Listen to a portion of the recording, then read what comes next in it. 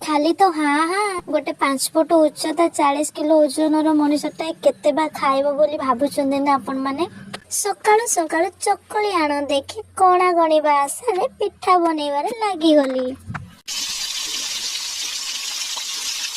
आपण माने देखि पारुथिबे पिठा मु भलो बनाए। वाओ किंतु कणा तो मु भी गणी पारुनी कि जानि पारुनी। आपण माने कुआडू जानि पारिबे। से कणा फणा को इग्नोर मारिकी पृथ्वी आकार 2टा पिठा पेटरे ठुसी देली। आउ तापरे मो मामा ए सब बनेई थिले याको भी दाबी देली। मु को छाड़ीबा लोक छाड़ीबिनी मु। मु भाबुची जे 12 वर्ष बलराम ठाकुर उपवास रे थिले से आ मो भीतर पसी जाय नांती तो।